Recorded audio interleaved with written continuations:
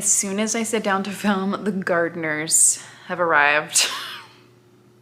They're not even my gardeners.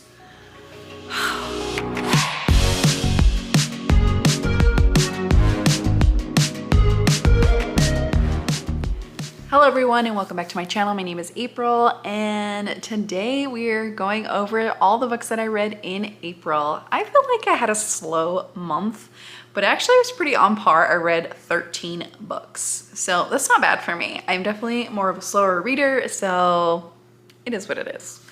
So the first book that I read in April was Something Spectacular by Alexis Hall. I gave this 3 stars. I didn't hate it, but I thought that I would absolutely love this. I have loved every Alexis Hall book, and I really loved the first one in this series. I just love the hijinks and the jokes, and you know, it's such a fun time, and I have loved this fun historical romance romp.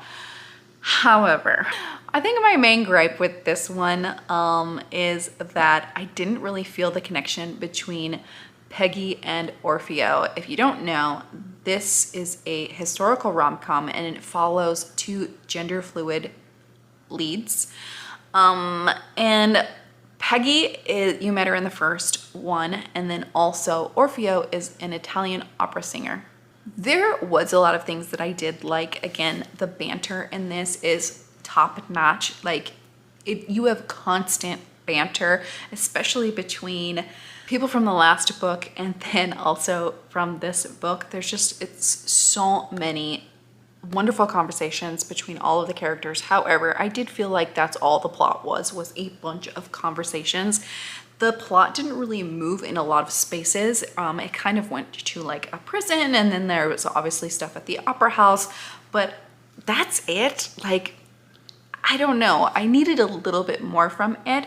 Also, I didn't really feel the longing between the 2 leads, between Peggy and Orfeo. They just kind of like were into each other very quickly, but I didn't quite understand why, other than Orfeo has this magical voice that everyone falls in love with, and like, but what is so special about Peggy?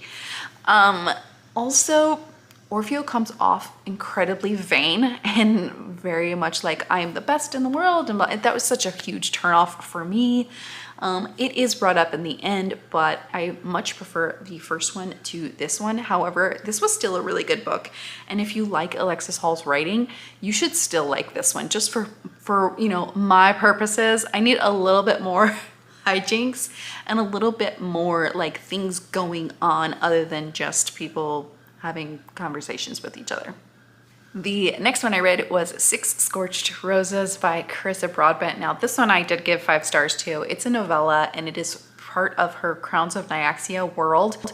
So in this one, Lilith's town is dying from this mysterious disease, and she is a scientist, and she believes that the blood of a vampire can help heal her town and possibly stop everyone from dying.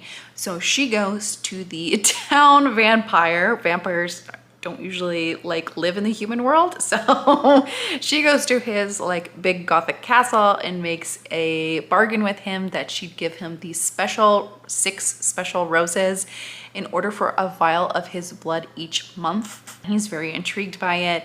These 2 have quite the interaction together, and I really enjoyed this. If the world was ending, I would totally want Lilith in my corner because I love the way she thinks. I love her brain. I love her tenacity. Like, she's wonderful. There was a passage in this book about people's principles getting in the way of their salvation that just hit me so hard. I felt that so much. I've run into that in my own days, like in my own life so many times. And this novella felt very epic. Even though it is a short story, it just felt very epic in scale and huge and big, and definitely it is a must read. The next book that I read, I have absolutely adored these audiobooks, is Criminal Intentions, and this is the 2nd episode, which is Junk Shop Blues. These are like gay CSI crime novels. They're so good. You have Malcolm, who's grumpy, and then you have Sanjay, who's also grumpy, and these two grumps trying to solve crimes together, they have such this slow burn chemistry. They're trying to avoid each other because they work together, and I love these so much. They are extremely, extremely slow burn, but they are so addicting. They're so good. I gave this one 4 stars. I think I gave the first one 4 or 5 stars too. I will definitely be continuing in this series. Next one was another 5-star book, and this is Swordheart by Kingfisher.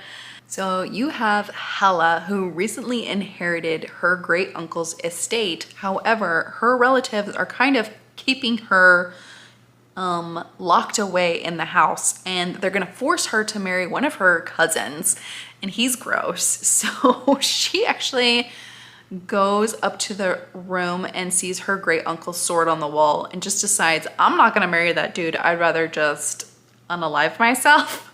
So when she pulls the sword out of its casing, a man appears. His name is Sarkis, and he is basically a man trapped in this sword by magic. And he helps her on this quest to kind of find a lawyer, like get her great uncle's estate without having to, like, she wants to kick out her relatives, but she needs to find somebody to help her do that. This is like just a quest romance. It's very cozy. Oh my God, the banter and the adventures in this is so freaking great. I really, really enjoyed this. It's just such a sweet, charming, fun fantasy romance. If you haven't read this book and you are a fantasy romance lover, you have got to get on this. It is so friggin' good. The next one was also another 5 stars. Yes, I gave a lot of 5 stars this month, but I think it's well deserved. This one was The Wolf and the Wildflower by Stacy Reid. This book. Well, in this book you have Jules, who was raised as a boy due to circumstances. So she's been in disguise her entire life as a man, and she is under the tutelage of her father, who is a well-renowned doctor of the mind, so psychiatrist.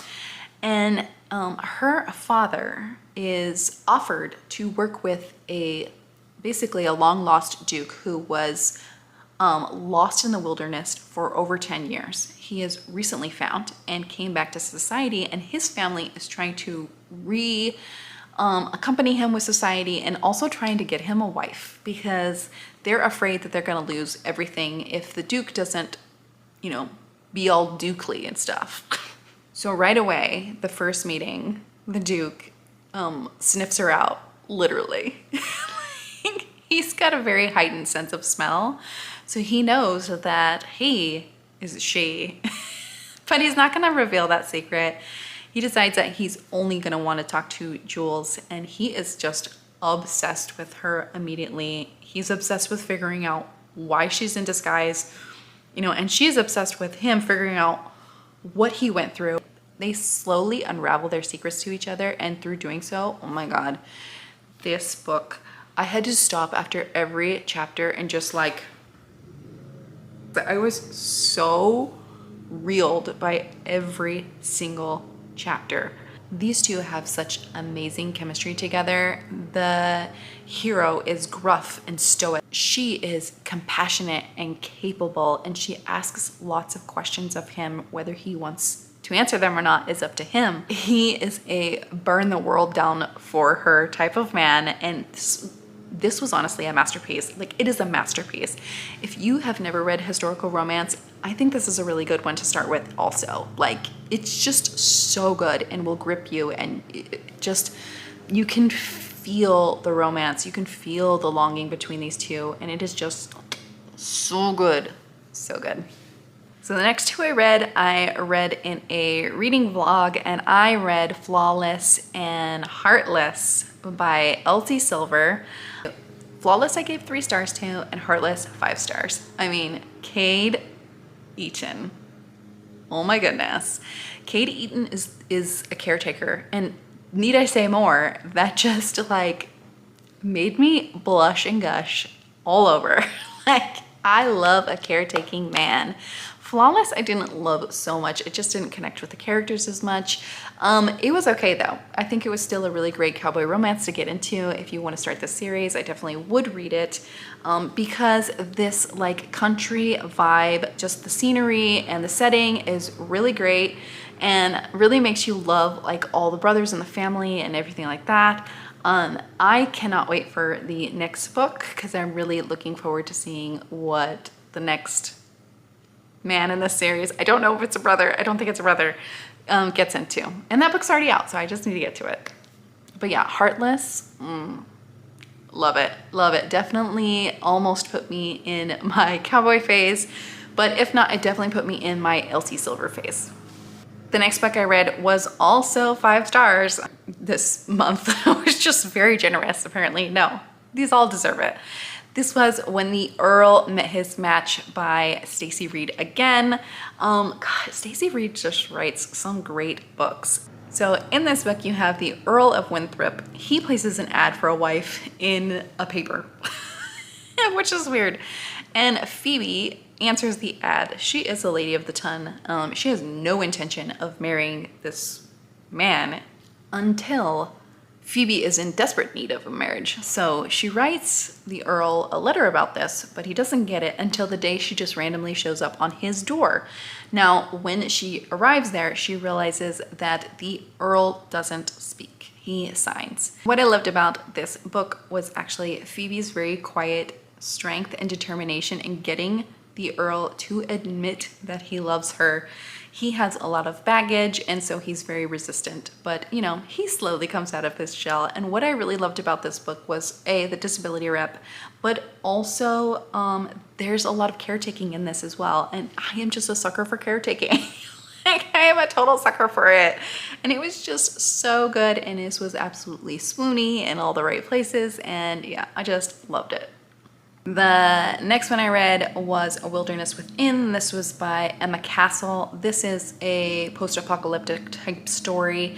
You have Lincoln, who has been in like an underground bunker type thing for years, and he's just recently come out of the bunker, and he sees a girl in a grocery store, Caroline, who she's like crawling towards the last can of beans or whatever, and he like just walks right up to her and is like staring at her and stomps on her hand. And he's like, you're gonna sleep with me. That's the way he is. He's extremely alpha, and they are actually going to try to find like this military outbase or something like that.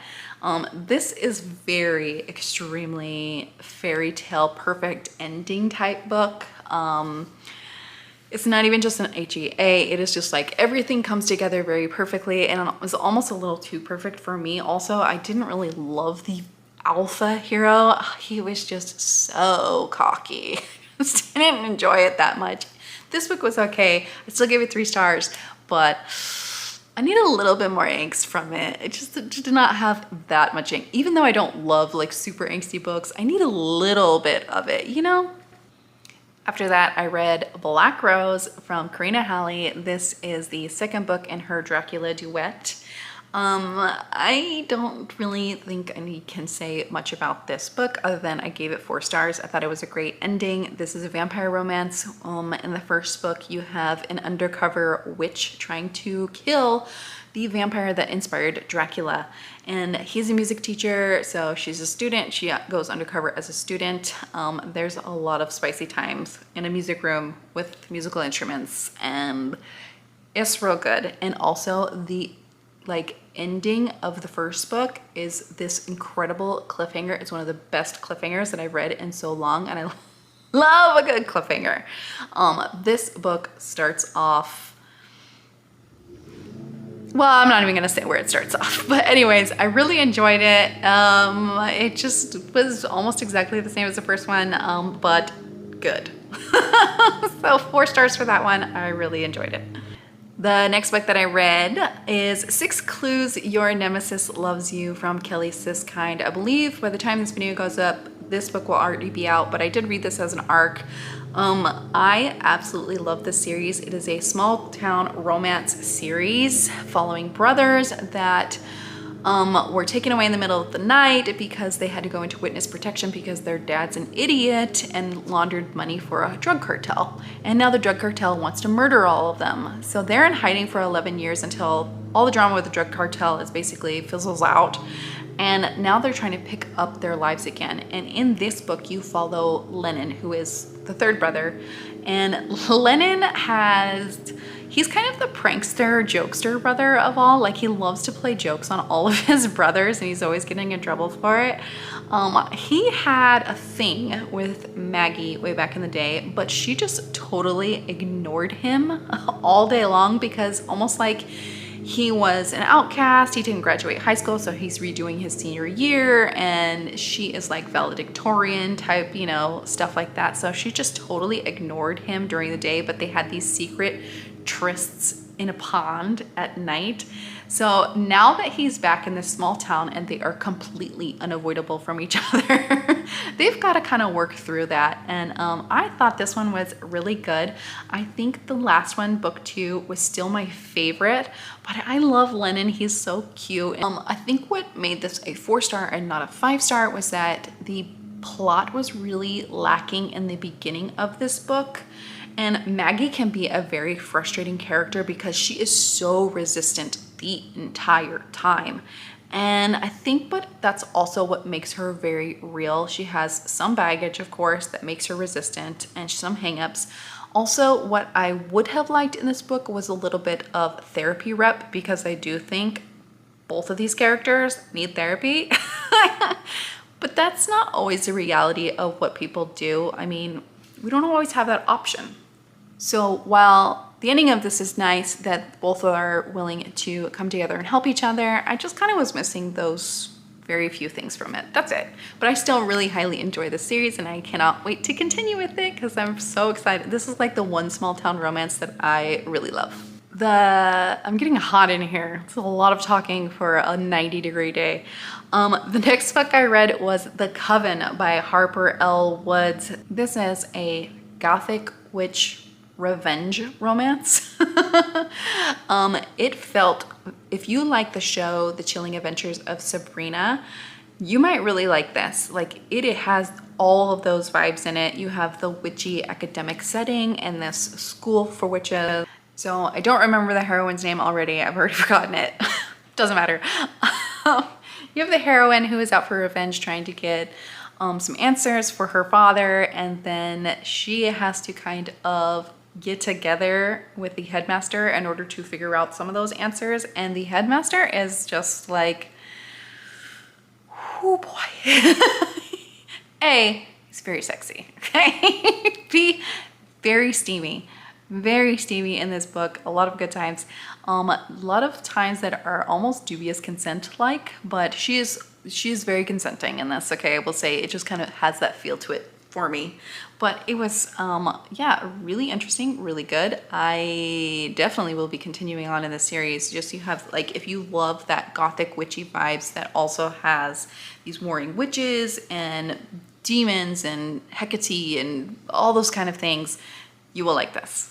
So the last book I have on my Goodreads is one that I just kind of read on a whim, and it's a novella. It was a 75-pager, and it says, how my boring life was completely derailed and I was absolutely railed by 2 big blue aliens from outer space. This is by M.L. Eliza, and I didn't rate it yet. So what should I rate this book? Honestly, this book was amazing. And my total review is, well, this was amazing. Amazon wants 17 more words from me, but I'm honestly speechless. Holy balls, Batman, this was fun. That is my whole review for this book, so I'm giving it 4 stars. This book was really fun. You have a girl that's a gas station attendant, and she is talking to this person on a dating website. Well, that person just so happens to be an alien king from another planet. She gets abducted and taken back to his kingdom, and they decide to have this one wild night together. And it ends up being between her, the king, and the king's guard at some point. And so this was just a really fun time. It's total erotica. So if you want to read some good alien erotica that's actually really great about consent, like he's very all about consent the entire time. There's some, you know, interesting sex toys in this. Tentacle sex toys in this. Just give this one a try if you're like bored and looking for something to read at night. You just want a quick read this one. It's only 75 pages and I don't think you'll be disappointed. So the last book that I have that I'm actually currently reading is The Magic of You by Johanna Lindsey. I'm reading this for a live show. So when this comes out, that discussion will already have been had. So far, I'm kind of mixed on it. There's some things in here that make me ick. So just a few things that make me slightly ick about it, but it is Johanna Lindsey and I have enjoyed the others, so I'm hoping to like this one as well. I'm still gonna give it a chance, I'm still gonna read it, and we'll see. If you want to find out what I actually thought about that book, I'll link the discussion here in the cards. So those are all the books that I read in April. I've got to get off of here and go pick up my children now. So let me know if you have read any of these and if you liked them as well. As always, I hope you have a wonderful day and I'll see you next time. Bye.